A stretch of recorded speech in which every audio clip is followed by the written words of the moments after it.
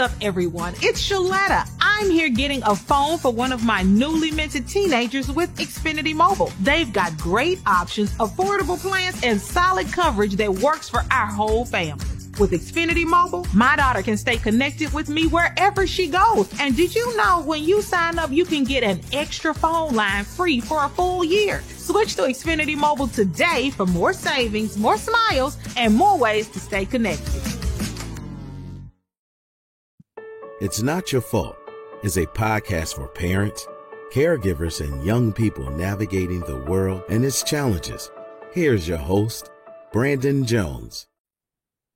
Greetings, everybody, and welcome back to another installment of It Is Not Your Fault, a teen mental health podcast. I'm your host, Brandon Jones, and on today's episode, we're going to talk about grief, forgiveness, and emotional pain during the holiday season, and what you can do during this time as a parent or caregiver or even a youth worker to assist the young people in your life. Now, this particular episode is both personal and professional, and I don't have quote-unquote teens or adolescents in my life just yet. I have a budding adolescent as an 11-year-old daughter. But it struck me overhearing a conversation she was having with one of her buddies on FaceTime, or maybe they were just on the phone. I was eavesdropping on my kids. And she was sharing with her friend. It was very brief, but she was sharing with her friend what this holiday season is going to be like with her, for her, given that her family dynamic has changed over the last year. And one of the things she highlighted was this was going to be the second holiday without her grandmother, her maternal grandmother, my ex-wife's mom, who passed away 2 years ago. And I understand that grief still sits with my children, all three of them, very deeply, and things come up from time to time. And they've had some pretty significant life changes over the last 2 years, and this is one of them. And I think the holiday season brings up a lot of uncovered emotions for my children. So I wanted to talk a little bit about how can we support young people when these things happen. Some of these tips are things that I utilize, and my ex-wife, she utilizes, or we encourage, or, sometimes we collaborate and have conversations of how we want to encourage our children to process their grief, understand what forgiveness looks like, and how they deal with emotional pain. And there's no better time to do these things than during the holiday season. So let me kick it off by saying this. The holiday season often invokes joy and celebration, but for many teens, it can also bring a mix of emotions such as grief, emotional pain, unresolved feelings, and especially if you've experienced loss or significant life changes or even family conflict, which in my family, all three of those things have shown up. Parents, caregivers, and youth workers play a critical role in helping teens navigate those emotions while fostering a sense of connection and support. But it's first important for us, in order to address the issues, to understand what is it and what does it actually mean. So understanding grief and emotional pain in teens. Grief and emotional pain are not one-size-fits-all experiences. Teens often struggle with expression of their feelings in general, and those feelings often can manifest as the following: mood swings or increased irritability, withdrawal from family and friends, difficulty concentrating and sleeping, and then a heightened sensitivity to holiday triggers or activators. So things like traditions can evoke very painful memories, photos, various different elements around the holiday season. Maybe the person who's no longer there brought something into the house or gifted something, or maybe there was something that there was always done, like some sort of tradition or ritual that no longer is done because that person is no longer around. All these things can happen. All these things show up. So these reactions are normal, and if they're left unaddressed, they can also lead to prolonged emotional distress, which is why we're talking about it here in the podcast. And I'm encouraging you to all think about what are some of the things that the young people are going through in your life, especially if you've had major life changes. I would say within the last maybe 4 to 5 years. Of course, the pandemic is one of those things, but it extends beyond the pandemic. It extends to moving, relocating, family dynamics shifting and changing, people passing and new, even introducing new family members can play a role in some of this emotional distress that takes place. Which leads into the next element that we're going to talk about, which is forgiveness. The role of forgiveness in healing is important to understand. The holidays can amplify unresolved family tensions and feelings of guilt. Forgiveness, whether towards oneself or others, can serve as a cornerstone for emotional healing. And this is what, again, really what this podcast is all about is how as a parent, caregiver, or youth worker, you can play a role in the healing process of a young person. But it's very vital to understand that that healing process also plays a role in who you are and how you process things as well. So, for teens, forgiveness may require the following things. Validation of their feelings. So before pushing towards resolution, it's good to validate how somebody feels and why they feel the way they feel.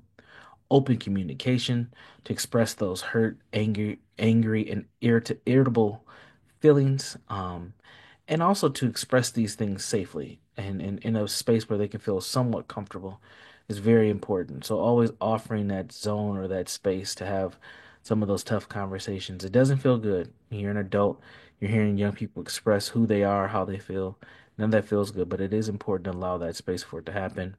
And then modeling by parents and caregivers, right? Showing that forgiveness is an action and not just a state of mind. It's not just words, but it also is about application and what you do and how you show up and the decisions and choices that you make. And the best people to model this are the adults that are within the person's life. When you can do that, you open an opportunity of what could be or what can be for a young person. Now, what are some other ways that parents and caregivers can support teens during the holiday season who are dealing with grief, emotional pain, and issues around forgiveness? Well, as I always state, always create that safe space for conversations. There's, there's never enough time in the day. Let's just be honest. There's never a right moment. Um, there's never a level of readiness that you may feel when it's time to have those difficult conversations. But you just have to kind of pony up and be willing to try it, be willing to do it, and create enough of a space and an opportunity for it to happen. Sometimes it just pops up on you. And when that takes place, just do your best in the moment. I had a really tough conversation about a month and a half ago with my 8-year-old daughter. She's not quite an adolescent, but I would say that her emotional intelligence level is pretty much like she's in middle school. She's very aware of things and very vocal, and she expressed some very tough emotions on how she feels about the current family dynamic and where she was at, and she asked some very tough questions that I was not prepared to answer at the time, but I did give her answers so that she didn't feel like she was not heard, not validated in her emotions and her feelings. And I also, towards the end of that conversation, I encouraged her to keep asking questions as she goes, so that she has a full understanding and her own perspective of what's happening. So it is important to create that safe space, or safe enough space for conversation. So encourage your team to share how they feel without fear, judgment, or dismissal. Start with open-ended questions like, how are you feeling about the holidays this year?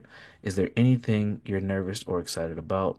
Listen actively, validate their emotions with phrases like, that sounds really hard, or, I'm here for you, or, yep, I get where you're coming from. I understand that.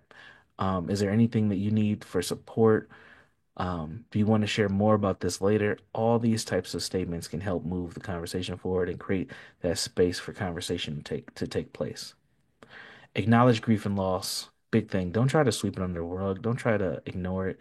It's a reality. Whether it's the absence of a loved one, a divorce, or another significant change regarding the grief without minimizing. Sorry, recognizing the grief without minimizing it. Don't minimize it. It's a real thing. It's showing up.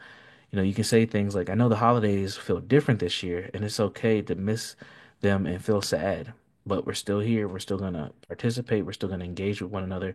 It is what it is. Consider honoring the memory of the loved one with, special activities such as candle lighting or story sharing or even making food together, whether it's breads or sweets or whatever. Those things are important. Coming together to memorialize what was and also the recognition of what is now is very important. It doesn't always bring closure, and that's not the goal. The goal is the acknowledgement and allow the emotions to process, and that things are not going to be all doom and gloom or bad. Set realistic expectations. The holiday season often comes with societal pressures for perfection. Nothing's going to be perfect. Help teens focus on what's meaningful rather than the ideal versions of what the holiday is supposed to be. The Hallmark cards are amazing when you receive them, but trying to live them in real life is very difficult. Don't get caught in that trap. Set realistic expectations. Um, it's okay to simplify things, to reduce stress. It's okay to give permission to step away from things. Don't feel like you have to be on and engaged 100% of the time, all the time. A couple more things, and then we're going to close up the podcast. Promote self-care, sustainable wellness. That's my thing. Being proactive with your self-care to the best of your abilities. Take breaks from social media. Spend times outdoors if you can. I know it's cold in places like Minnesota, so spend as much time as you can bear in the cold, but get some fresh air. Journal and find other creative outlets during this time as well, especially when you have a lot of idle time from work or even from school. It's important for you to just, fill that time with some things that are creative, fun, and engaging, or take a nap. Get some rest. It's okay to go to sleep as well.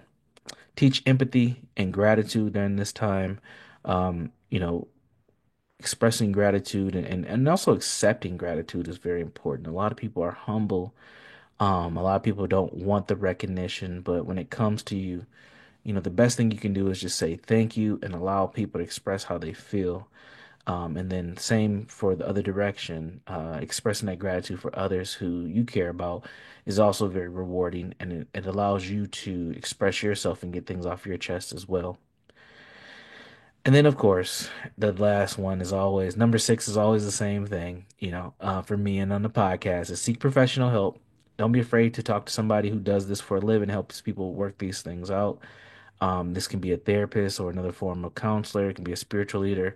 It can be a coach, like a life coach or someone who assists with well-being or things of that nature. But talk to somebody who is paid to help people deal with these issues as well, especially if they get overbearing.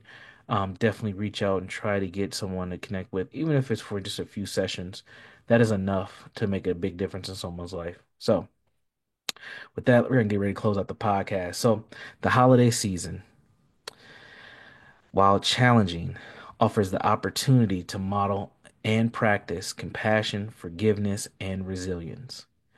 By being present, empathetic, and proactive, parents can guide their teens through the complexities of grief and emotional pain by making room for healing and meaningful connections. As you navigate this holiday season together, remember that it's not all about creating the perfect holiday experience. No, not at all. But it's about fostering love, understanding, and support that teens will carry with them for the years to come. So keep that in mind.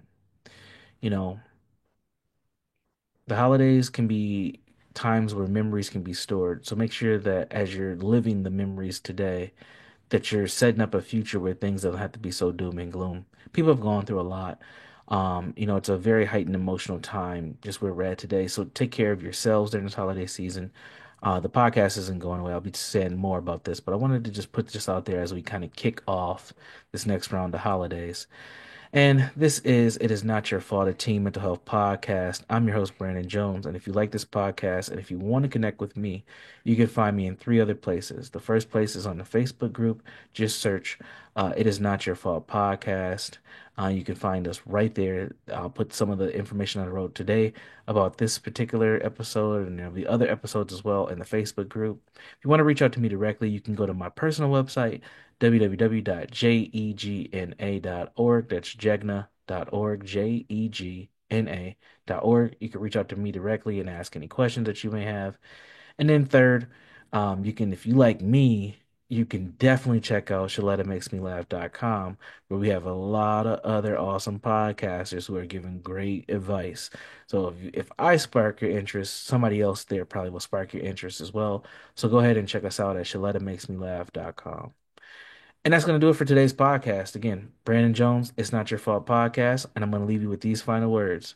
Be safe, be constructive, be well, and we'll see you next time. Take care.